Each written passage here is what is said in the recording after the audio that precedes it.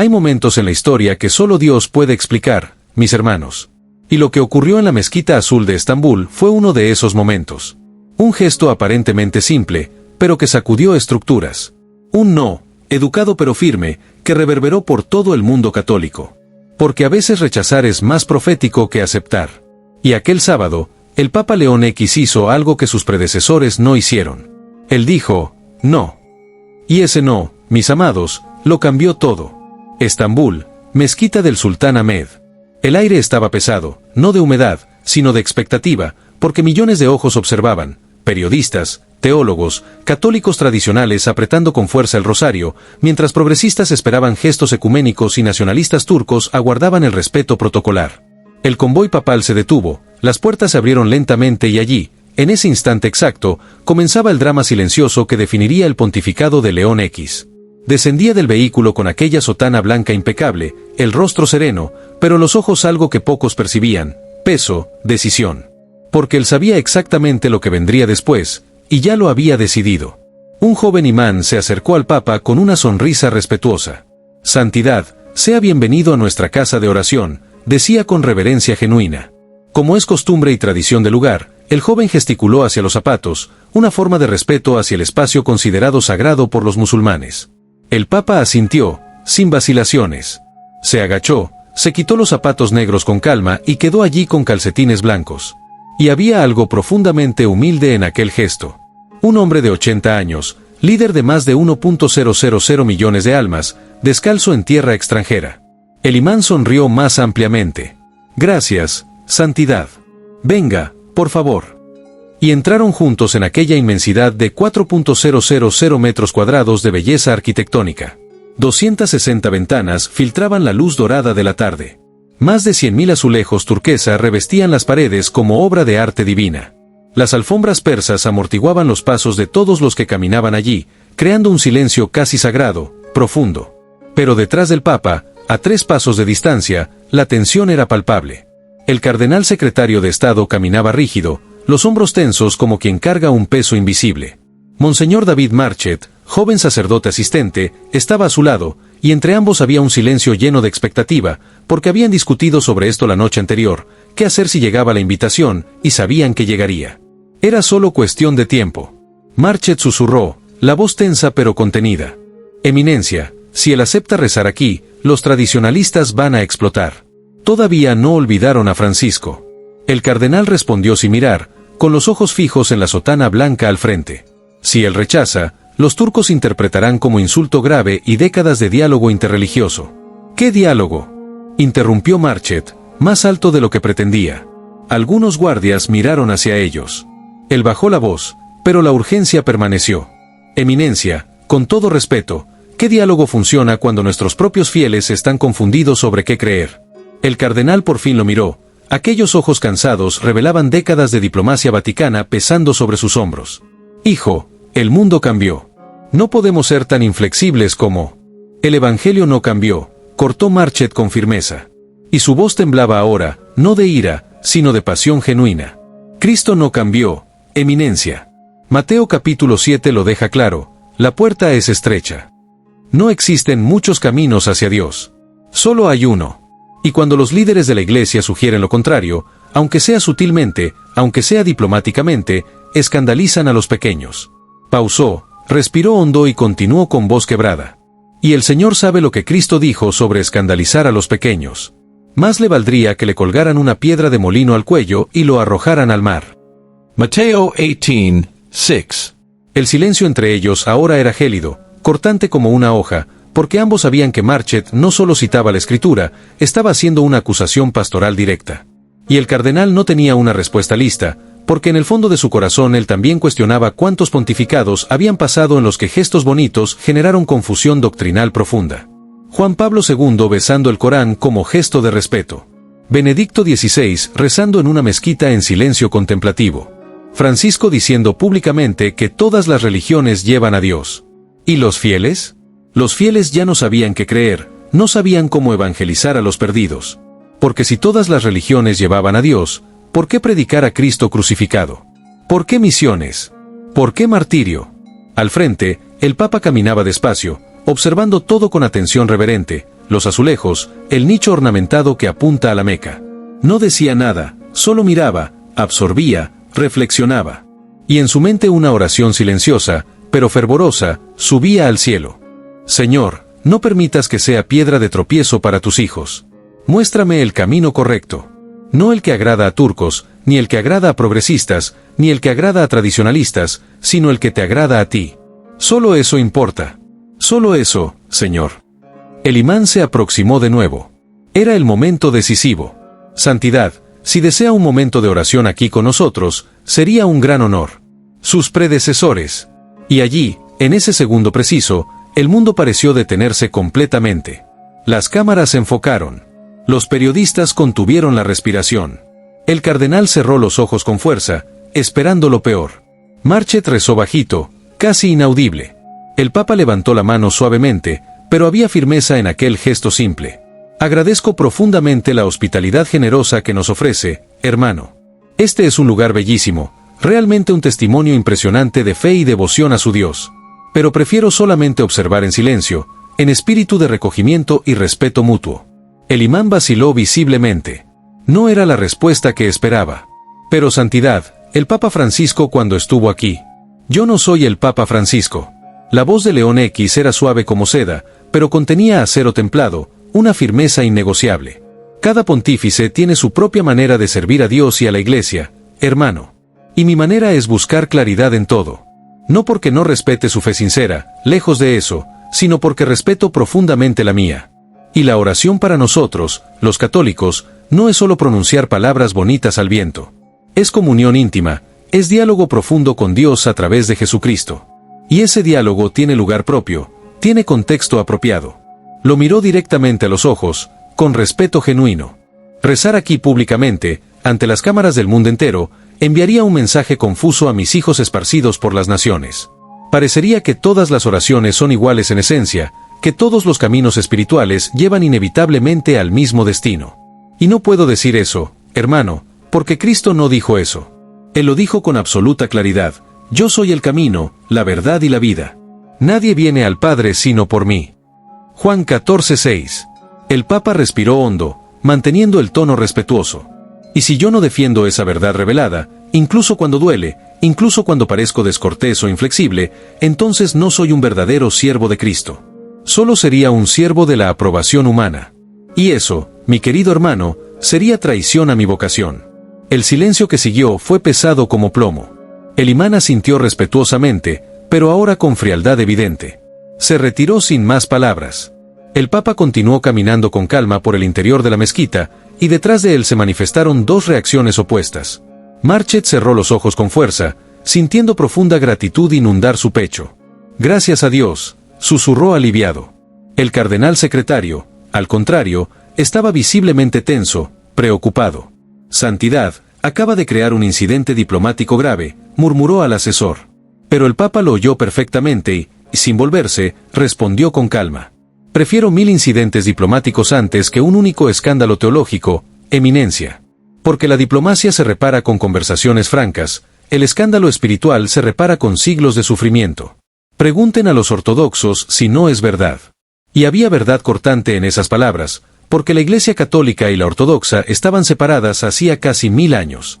Y por acumulación lenta de pequeñas ambigüedades doctrinales, pequeñas concesiones aparentemente inofensivas, pequeños gestos políticos que minaron fundamentos teológicos hasta que el edificio entero se resquebrajó irreparablemente.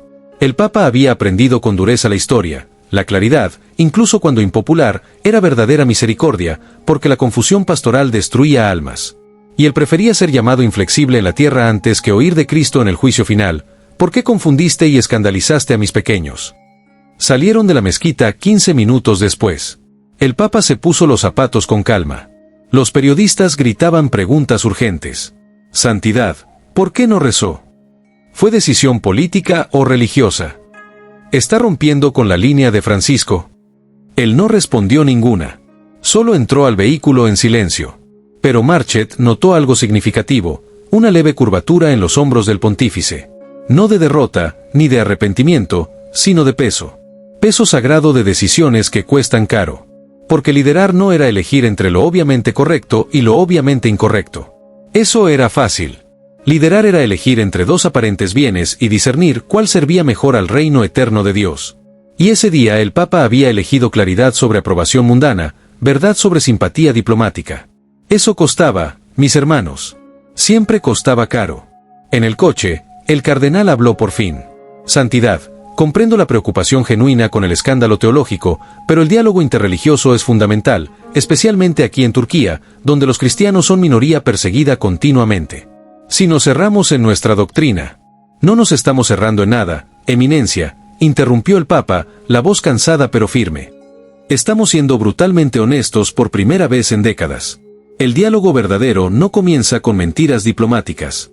No comienza fingiendo que diferencias fundamentales no existen. Comienza reconociendo con valentía, somos diferentes. Creemos cosas radicalmente diferentes sobre Dios, sobre la salvación, sobre Cristo. Y aún así podemos respetarnos.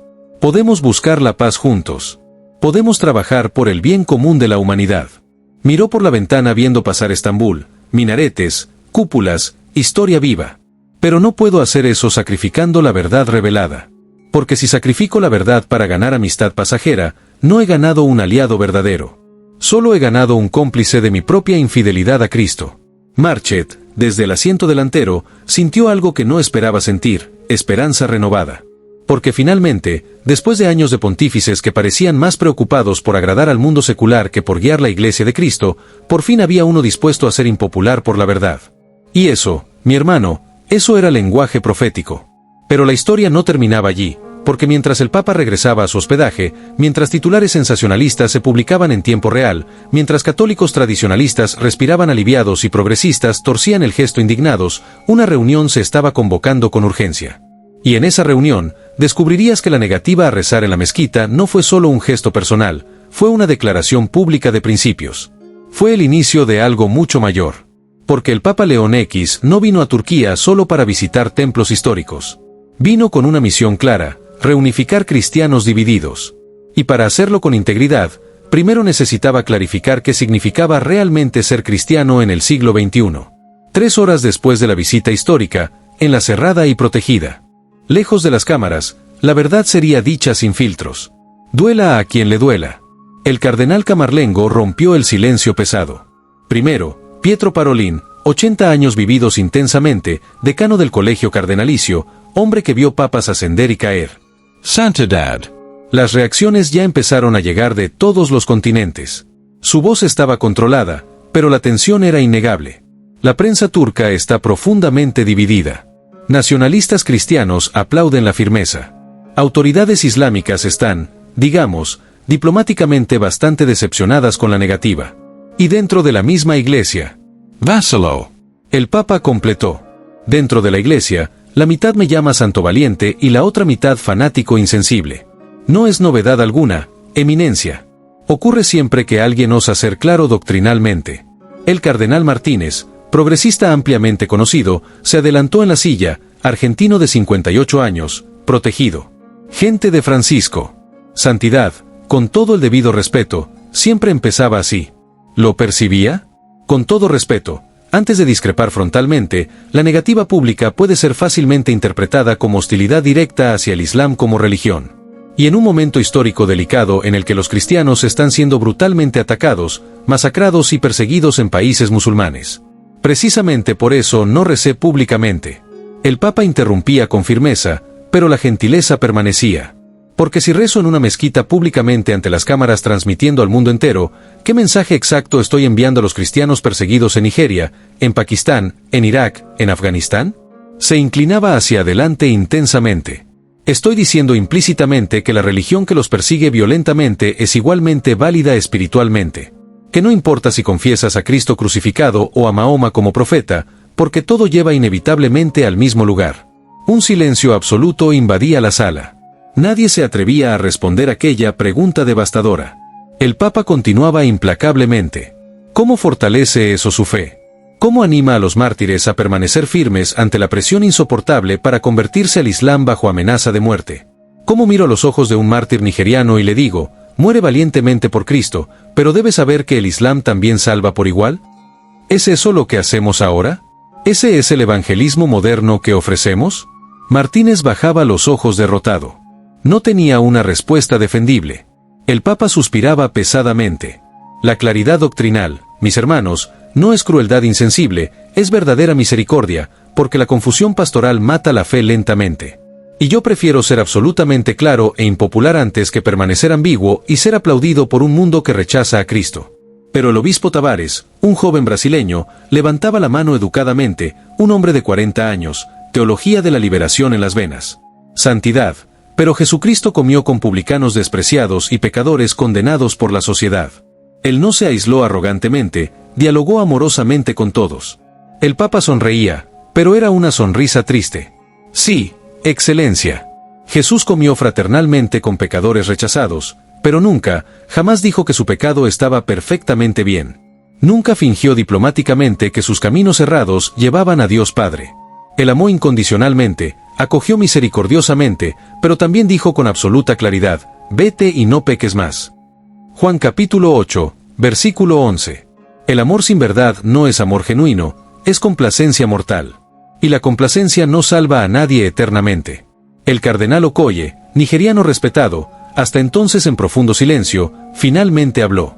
Su voz era profunda como un trueno distante. Santidad tiene absoluta razón bíblica. Todos lo miraron sorprendidos, porque Okoye era ampliamente conocido como moderado, equilibrado, un puente diplomático entre tradición y modernidad. En mi tierra africana, Boko Haram masacra cristianos cada semana sin piedad, quema iglesias vivas, secuestra niñas inocentes. ¿Y sabe lo que justifican? Que Alá lo ordenó personalmente a través del Corán.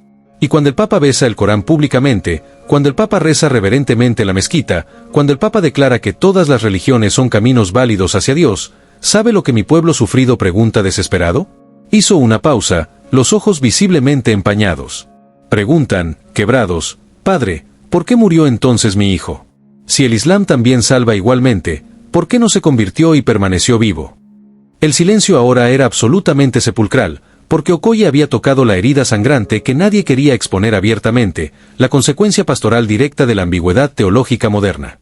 Continuó, con la voz quebrándose emocionalmente, y yo sinceramente no sé qué responder, santidad, porque si digo firmemente, Cristo es el único camino verdadero, parezco contradecir frontalmente al Papa anterior.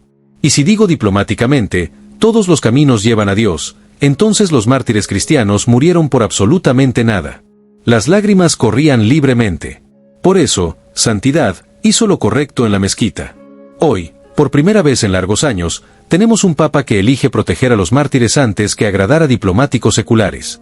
Marchete, presente silenciosamente la reunión, sentía un nudo doloroso en la garganta, porque Okoye acababa de articular perfectamente lo que él sentía pero no lograba expresar adecuadamente. El Papa se levantaba despacio, caminaba hacia la amplia ventana, miraba Estambul extendida, ciudad que antes fuera gloriosa Constantinopla, capital del poderoso imperio cristiano oriental, ahora dominada por el Islam hacía siglos. Y habló, manteniéndose de espaldas a los cardenales, ¿saben profundamente por qué me negué a rezar? No fue solo sobre el Islam como religión, fue sobre nosotros mismos, sobre en qué nos hemos convertido gradualmente, sobre cómo perdimos claridad doctrinal fundamental en nombre de una aprobación mundial pasajera. Se volvió dramáticamente, rostro iluminado por la luz dorada de la tarde. Cuando Pablo VI y Atenágoras levantaron valientemente las excomuniones mutuas en 1965, fue un gesto verdaderamente profético, porque reconocía una verdad dolorosa: los cristianos católicos y ortodoxos están trágicamente separados por orgullo institucional acumulado, no por diferencias esenciales e irreconciliables en la fe apostólica. Ambos confesamos Nicea solemnemente. Ambos veneramos los mismos santos de los primeros siglos. Ambos creemos en los sacramentos instituidos por Cristo. Y aún así, por cuestiones secundarias discutibles, nos separamos violentamente por 1000 años. Golpeo la mesa con fuerza. Ese es el verdadero escándalo que necesito corregir urgentemente. Esa es mi prioridad papal absoluta, reunificar a los cristianos separados. No crear falsa unidad superficial con otras religiones que niegan a Cristo. Martínez intentaba objetar nuevamente, pero santidad, el diálogo interreligioso también es importantísimo. Vivimos en un mundo inevitablemente plural. Vivimos, interrumpió el Papa, elevando la voz dramáticamente por primera vez, en un mundo donde la verdad revelada es tratada como opinión negociable, donde la doctrina apostólica es considerada flexible, donde la claridad bíblica es vista como fanatismo. Y me niego. Vehementemente, me niego categóricamente a continuar esta trayectoria destructiva. Respiro hondo, Colmandos. Perdonen la explosión, pero comprendan profundamente, si no clarificamos urgentemente quiénes somos, qué creemos, por qué existimos como iglesia, seremos absorbidos completamente por la relativización cultural. Y una iglesia relativizada no es iglesia de Cristo, es un club social bien intencionado con un crucifijo decorativo en la pared. El cardenal Parolin intervino con voz de experiencia acumulada. Santidad, comprendo perfectamente la pasión, pero también debemos ser estratégicos. Roma no se construyó en un día. Los cambios bruscos siempre generan cismas dolorosos. El Papa se sentó nuevamente, visiblemente cansado. Eminencia, con todo respeto a su vasta experiencia, a veces el cisma es absolutamente necesario. No lo digo a la ligera, pero lean la historia honestamente. Toda reforma verdadera causó división inevitable. No porque buscaban división, sino porque la verdad proclamada naturalmente divide. Jesús mismo advirtió en Lucas 12, versículo 51, ¿pensáis que he venido a traer paz cómoda a la tierra? No os digo, sino división dolorosa. Miró alrededor de la mesa solemne. No estoy aquí para agradar a todos, imposible. Estoy aquí para conducir la iglesia de vuelta al Evangelio puro. Y si algunos no quieren venir en esta jornada, que permanezcan donde están. Mejor una iglesia pequeña y absolutamente fiel que una iglesia gigante y doctrinalmente apóstata. Eso no es crueldad, continuó, es amor verdadero. Porque el pastor auténtico no cuenta ovejas superficialmente. El pastor verdadero salva ovejas eternamente, incluso si eso significa perder las que no quieren ser salvadas de la confusión. Marquete, escuchando atentamente, sentía escalofríos recorriendo la espalda, porque aquello era lenguaje profético genuino, un lenguaje que no se oía en los corredores del Vaticano desde hacía décadas. Y percibía claramente que algo fundamental había cambiado. No solo un papa diferente, sino un paradigma completamente nuevo. El obispo Tavares, aún no convencido, preguntó, ¿y el ecumenismo construido, santidad? ¿Lo abandonaremos simplemente? No, respondió el Papa con absoluta firmeza. Lo corregiremos profundamente, porque el ecumenismo verdadero busca unidad sólida en la verdad revelada, no unidad superficial en la ambigüedad conveniente. Pablo VI comprendió esto perfectamente. Por eso levantó excomuniones con los ortodoxos fieles, no con musulmanes que niegan a Cristo. Porque con los ortodoxos compartimos fe esencial, con el Islam no compartimos. Y fingir lo contrario no es caridad cristiana, es mentira pastoral. Okoye añadía sabiamente, y la mentira pastoral es infinitamente peor que la herejía teológica abierta, porque la herejía uno la identifica y la combate de frente. La mentira pastoral infecta poco a poco, corroe la fe con el tiempo, y cuando percibes el daño, ya perdiste una generación entera de fieles. El Papa asentía, exactamente, eminencia. Por eso, mi negativa en la mezquita fue solo el primer paso. Habrá muchos otros, documentos claros, declaraciones firmes, correcciones necesarias. Y sí, habrá resistencia feroz. Pero Hechos capítulo 5, versículo 29 nos recuerda, es necesario obedecer a Dios antes que a los hombres. La reunión se extendió por otras 2 horas. Debates acalorados, escrituras citadas como espadas afiladas, preocupations legitimas plantadas. Pero al final ocurrió algo.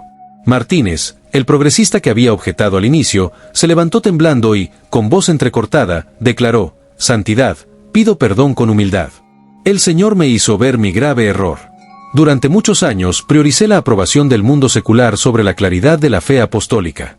Durante años enteros busqué aplauso en lugar de fidelidad y perdí muchas almas preciosas en ese proceso de confusión. Las lágrimas corrían. Que Dios me perdone y que el Señor me enseñe a ser pastor verdadero, no diplomático eclesiástico». El Papa se levantó conmovido, abrazó a Martínez con fraternidad. «Hermano querido, la conversión es un proceso continuo para todos nosotros. Yo también he errado muchas veces. También cedí donde debía haber resistido con firmeza. Pero Dios es misericordioso sin medida y nos concede una nueva oportunidad. Así que vayamos juntos en esta jornada, no como enemigos divididos, sino como hermanos que buscan la verdad juntos». Y allí, en aquella sala reservada en Estambul, algo profundo ocurría. No una resolución mágica de todos los problemas, sino una alineación genuina de corazones. Porque el pontificado de León X no sería fácil, habría traiciones dolorosas. Pero habría, sobre todo, claridad doctrinal. Y la claridad, mis amados hermanos, es el don más precioso que la Iglesia puede ofrecer al mundo confuso, porque el mundo ya posee confusión en abundancia. Lo que falta es verdad. Verdad proclamada con valentía. Y cuando tú, hermano mío, hermana mía amada, te enfrentes a elecciones difíciles, cuando debas elegir entre aprobación mundana y fidelidad a Cristo, cuando el mundo entero te presione para que seas todo menos claro, recuerda al Papa que se negó a rezar en la mezquita, no porque fuera insensible o arrogante, sino porque amaba demasiado la verdad para mentir. Y que Dios, en su infinita bondad, nos conceda el mismo valor, la misma claridad, el mismo amor por la verdad que libera. Porque al final de los tiempos, mis amados, no seremos juzgados por cuántos aplaudieron nuestros gestos, sino por cuántas almas salvamos mediante la verdad proclamada. Y la salvación eterna exige verdad absoluta. Siempre la exigió, siempre la exigirá. Amén.